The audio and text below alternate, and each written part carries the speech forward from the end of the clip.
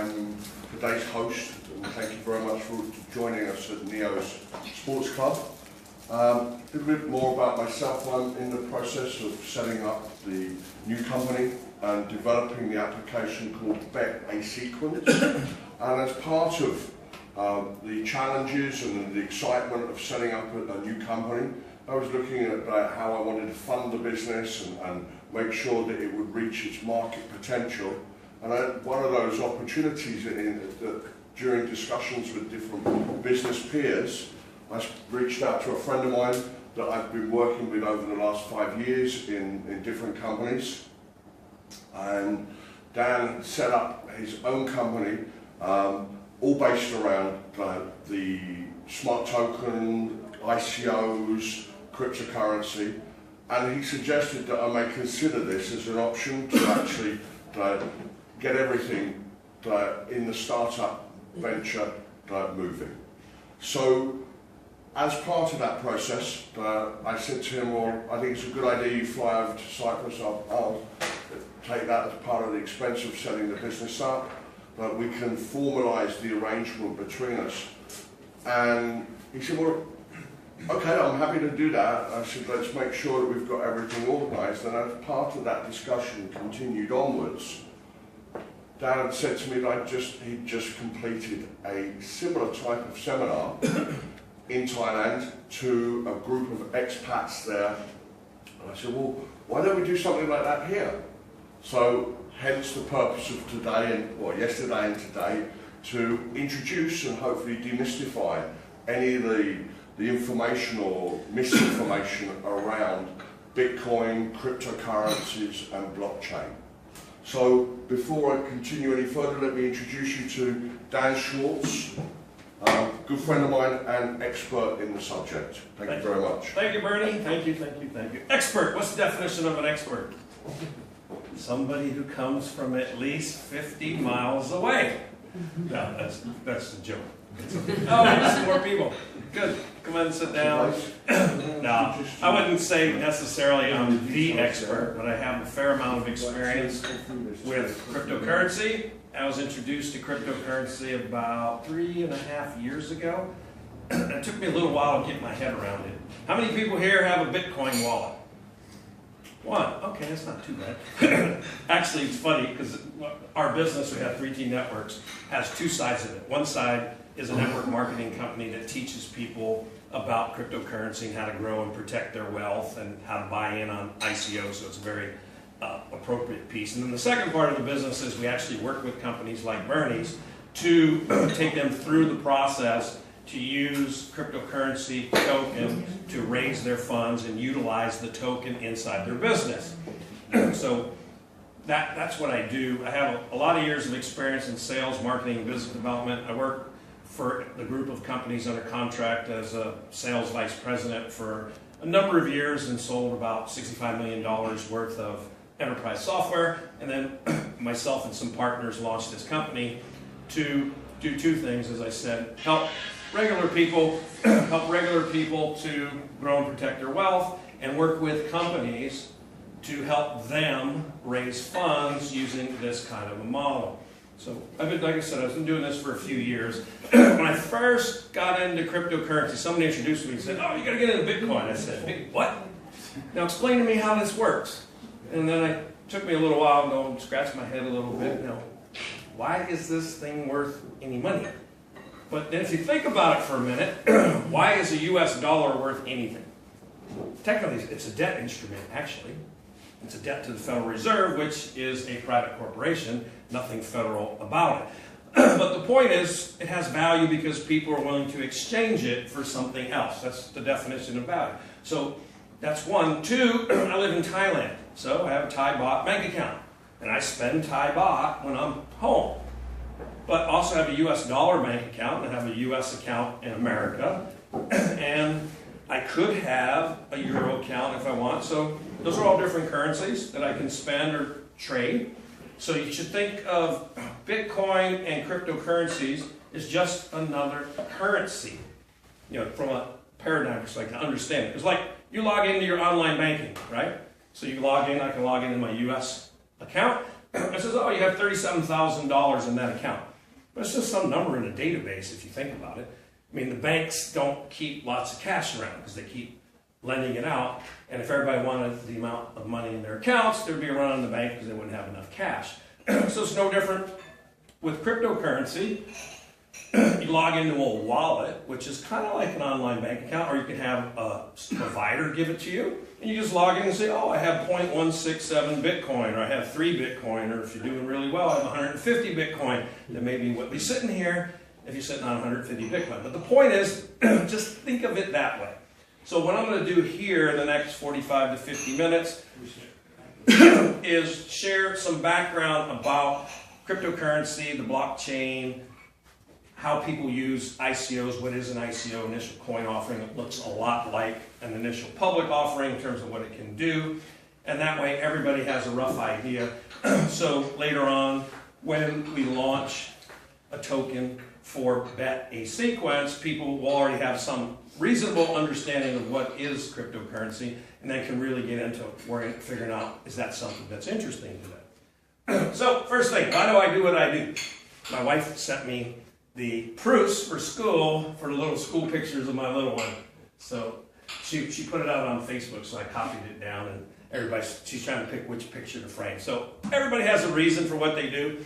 I didn't have a good picture of my wife to put up, but I would have put her up too, so no, as long as she doesn't see the recording, we'll be okay. But yeah, that's my little boy. He's 2 years, 8 months old. You have to have a reason to do what you do. I mean, sure, money's nice, but money is a means to an end.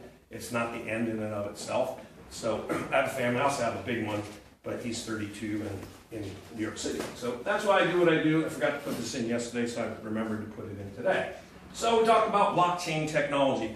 You have to separate coins, Bitcoin, from the core technology, which is the blockchain. And I have a video we'll get to in a little while that tells you exactly what it is. But basically, at the highest level, all blockchain is a distributed database. Public, it can be public or it can be private. When you hear about Bitcoin, that's a publicly distributed database run on computers all over the world, and everyone has a copy of all the transactions. So when they talk about Bitcoin, blockchain, actually the biggest invention, the most important thing that came out of all this is the blockchain. Bitcoin is a coin and a store of value, but it's the underlying technology that's going to make and save millions, billions, trillions of dollars. So this is an interesting video from The Graduate, Dustin Hoffman, 1968. What are you going to do now? I was going to go upstairs for a minute. Oh, I meant with your future. You're lying. Well, that's a little hard to say. Ben. Excuse me. Mr. McGuire. Ben. Mr. McGuire. Come away for a minute. I want to talk to you. Excuse us, John. Thanks. Thank you. It's just and I can't believe it. I just want to say one word to you. Just one word. Yes, sir. Are you listening? Yes, sir. Plastics. Exactly how do you mean? There's a great future in plastics. Think about it. What do you think about it? Yes, I will. Enough said. That's a deal. So you're talking about the future back in 1968, that the future was plastics. Well, now we talk about in 2015, 2016, 17, 18, the future is the blockchain. So these guys, Don and Alex Tapscott, wrote kind of a definitive book on blockchain revolution and how the technology behind Bitcoin is changing money, business in the world. It's a great read. Get it on Amazon, Kindle, and read it on your phone or read it on your tablet. But that'll tell you all the history, how it came about from, cyberpunks and cyber geeks, pure techie people creating the first cryptocurrencies to how it's being used in the real world today. So we said the technology likely to have the greatest impact in the future of the world economy has arrived, and it's called the blockchain. Because it's amazing all the things that are being done on the blockchain. So what is it? It's a cryptographically secured, so that means it's cryptography, so it's not breakable typically, public ledger shared among a distributed network of validated computers, each running common software, that guides them to a consensus on the legitimacy of new entries and prevents anyone from unilaterally rewriting that record. So what that means is you can go to what's called a trustless network. Right now when I send money, I use Visa, MasterCard. I trust Visa and MasterCard to be the middleman. With Bitcoin and the blockchain, I don't need to trust anybody because there's thousands of computers that manage the network independently, and they all reach consensus on, is this a valid transaction? Because you have to prevent something that's the double spend problem, which says, I send Claire a Bitcoin and I send Bernie a Bitcoin, but I only have one Bitcoin, and to prevent me from sending the same Bitcoin to two people because I only have one. So the network takes care of that, and the code for all of the computers is public open source. So if you want to see the Bitcoin code, the current core code, and get a copy, you can run it on your own computer. You won't be very successful because there's fancy computers that are designed specifically to mine Bitcoin, but you get access to the code, read it, see what it is. It's pure open source, and all of the good tokens and networks built on top of a blockchain have their code publicly available, open source, in a place called GitHub, so you can go find them. So here's a simple explanation by Life Masters, who's ran $3.5 billion for JP Morgan. A blockchain is nothing much more than a fancy kind of database. And as you know, databases have been around for a long time. You will use them every day to varying degrees of effect, and there's a lot of use of them going on behind the scenes that you don't feel in a first-hand or personal manner, but certainly generally help your lives get organized directly or indirectly in many different ways. This is a technology that enables institutions to do what they do already today using databases, but a lot quicker, a lot cheaper, with far lower error rates, with less resulting risk, and as a result, with lower capital requirements and less vulnerability to cyber attack. That's a pretty long list of positive attributes. If you or I could agree, instead of keeping our separate records, to share the same record from inception, where when executed, the point at which that transaction is ready for permission to settlement in the system of record, we are sharing one jointly agreed, signed by both of us, authorized by both of us transaction, we are eradicating that need for post-trade reconciliation and settlement process that is lengthy, time-consuming, and expensive. That, in short, is the simplest way to think about the use of a distributed ledger or a blockchain-type database. So what she's talking about, and this is specifically in the banking and investment banking and trade, stocks and like that, it takes time to settle stock trades. Just using the core technology, had nothing to do with the coin, but the core technology, the banks, investment banks, I saw an article that said they could save on the order of maybe $10 billion a year in cost by moving to a blockchain. Then when we talk about blockchain, I talk about public. It talks about anonymous. It's anonymous in the sense, you go on blockchain.info, this website, blockchain.info, and you see all the transactions. It's just these gobbledygook long addresses, and it tells you who did what, how much money, and you can also click on the latest transactions, and you can search for an address, you can figure out who has how much Bitcoin. But the only way I know how much Bitcoin Bernie might have is if he's my landlord and he says, hey Dan, can you pay me in Bitcoin? I said, sure Bernie, I'll send you some Bitcoin. Give me your address. So he gives me the address. I go into my Bitcoin wallet and say, oh, I'm going to send, half of a Bitcoin. I have a really expensive property I'm renting from Bernie. So I send him half a Bitcoin. Now, he knows my address, and I know his address. So then, actually, I could go on the blockchain and see every single transaction his address has done, if I want to. Now, the newer wallet programs change your address for every transaction, because it's probably not the best idea. For instance, if I was running my company, and I was using Bitcoin as a way to pay my staff, you'd have a rough idea of my total spend because you go look at my address if I use the same address every time, and you'll see, oh yeah, every Friday or every Monday out goes $1 million worth of Bitcoin. Oh, okay, now we know who that is. We try and find there's people that look for that.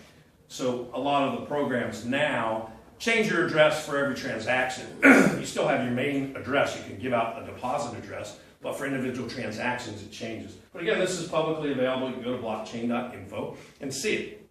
And other blockchains, other different ones than Bitcoin, have their own explorers where you can see the exact same thing. So what's cryptocurrency? It's a digital currency created through mathematical engineering, an algorithm, designed to be open, anonymous, secure, fast, and it bypasses traditional financial structures. Now, the little guys like that stuff because they don't like banks. Typical people don't like banks too much. But it's interesting, banks spend a lot of money on cryptocurrency research and doing things, and there's a network and a token, which are actually two separate things, called Ripple, that like 61 of the world's largest banks are participants in that network. But the token is actually separate. Most people don't know that or pay attention to it. So as Leigh said, it's a public ledger which fixed copies and records each transaction in a linear path. So it's just one after the other after the other. Someone asked one time when I was doing the seminar in Potty, so what happens if we had an EMP? I'm dead serious, that was the question. EMP! I felt like saying, I think we're going to have a few bigger problems than worrying about the Bitcoin network if EMP hit, because power and the power grid and everything else are controlled computer-wise, so you have to worry a little bit. But the fact is, as long as one computer remained with the ledger, you could reconstitute the whole thing. So let's talk a little bit about the history of money. Cavemen, they grab fruit or vegetables or whatever out of the ground. Then gold. So you had a little gold nugget, people traded gold. Then governments got involved and you took the gold and made it into coins. Then they invented this thing called paper money because it's really cool, it's really cheap to print paper money. And Nixon kind of screwed things up, most people would say, in 1973 when he took the United States off the gold standard, because prior to that, everything was backed by gold. And then he took them off and let the dollar float, and the government doesn't print the money. The Federal Reserve does, which isn't federal and it's a privately held corporation. So we had paper money, then we moved to plastic money, and very few people actually carry a lot of cash, and now we've moved into cryptocurrency or Bitcoin. It's just the evolution.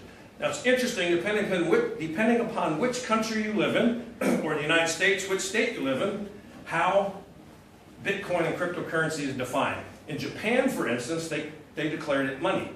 So Bitcoin and crypto is money.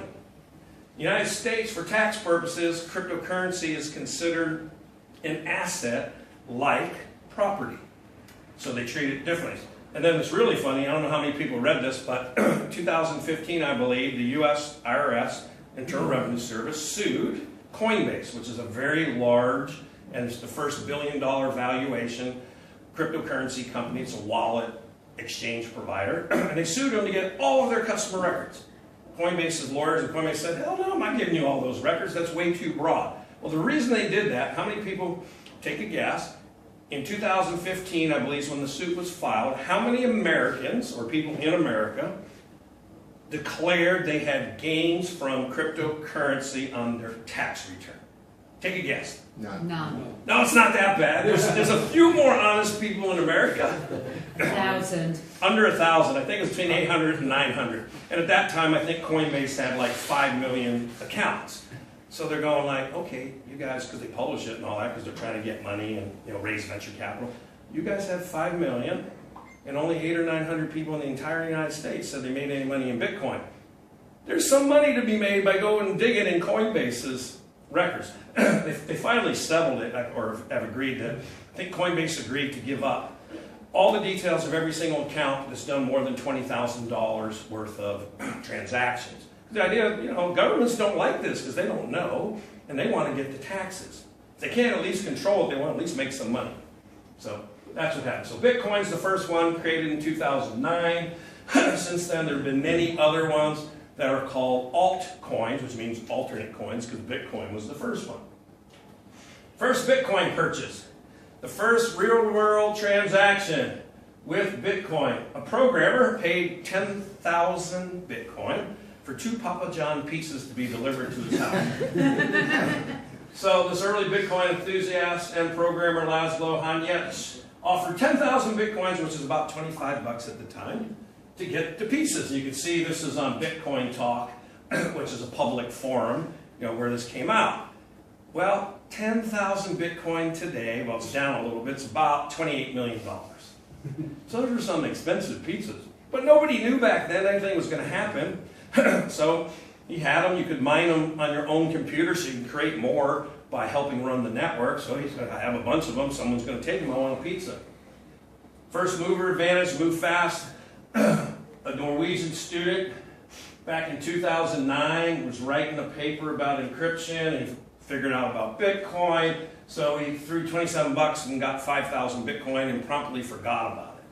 Then a couple years later, he woke up and said, wow, they're worth 800K. Well, 5,000 Bitcoin right now is about 5 million plus $7 million. 27 bucks to $7 million. Now there's a bunch of people that had a whole bunch of Bitcoin on their computers, and they threw away the damn computer and forgot all about they had any Bitcoin. So when you see that there's 16.73-ish million Bitcoin out of 21 total million that will ever exist, the reality is a number of them are lost forever because people didn't save their private key, they didn't save the seed word, because there's a lot of ways to recover your Bitcoin, and a lot of ways someone can steal your Bitcoin. If there's a 12-word phrase, for instance, if you have that phrase, you can regenerate your Bitcoin wallet from anywhere. You can store it on a piece of paper. So there's a lot of it missing, but it's pretty wild. He didn't realize it, and now he's got, if he kept them, $7 million. So who invests in cryptos? A lot of the big names are in crypto. Bill Gates says it's better than currency. You don't have to physically be in the same place, and he felt that use of cryptocurrency will enable it to be universal and almost free. Almost free part at the moment, especially with Bitcoin transaction fees are relatively high because it's really not suitable as a payment vehicle or at the current state because of the processing speed and the number of transactions. Richard Branson, he puts people together, the brightest minds in Bitcoin crypto at Necker Island. He's invested more than $30 million in Bitcoin startups. That's Mark Andreessen, who invented Netscape, first browser. He believes in it. He's put more than $50 million of his money into cryptocurrency. So one of the big issues in the world is there's a whole bunch of people that don't have a bank account. And if you don't have a bank account, it's a little bit difficult to store any wealth or grow any wealth. We know the Gates Foundation for its work about on infectious diseases, child health, nutrition, agriculture, education, the list goes on. Why does Bill Gates care about finance? Well, it's all about helping the poorest. And one thing they don't have access to is bank accounts. The fee structure, if you have small amounts of money, is just too high. And we got involved in some traditional microlending, but just didn't see how that could scale up and get inexpensive enough. So now we're involved in trying to make sure we get a very efficient digital payment structure set up for all the poorest in the world to get financial products that work for them. What are you doing? The idea is that typically through the cell phone, you should be able to send money to your relatives. You should be able to track the money that's coming in, set aside money to buy seeds the next year. And there are countries where this is beginning to take off. Kenya, Bangladesh, even Somalia, maybe the last country you'd suspect up in Somaliland, almost half of the GDP is done digitally. I don't need to tell you that the poor have been unbanked for as long as there have been banks. Why is this time different? Well, it's really the digital revolution. The poorest have bought cows, stored gold, put currency under their mattress, but they are getting cell phones, and the cell phone capability of identifying who's using the cell phone, letting you look at your spending patterns, that's going to be common sense. People are going to have help and lots of innovative products competing on top of this digital currency platform. So of course, being the founder and big shareholder in Microsoft, and they bought Nokia, so they have a telephone business. There's a vested interest in doing that more than just the humanitarian piece. And with the price of cell phones coming down, you can get a basic smartphone for less than $100. It's not going to have the most memory or the highest speed processor, but to be able to do stuff. So it's given the opportunity to people who never before had a chance to participate without a bank account. So we talk about cryptocurrencies and how big are they, where are they. I pulled this chart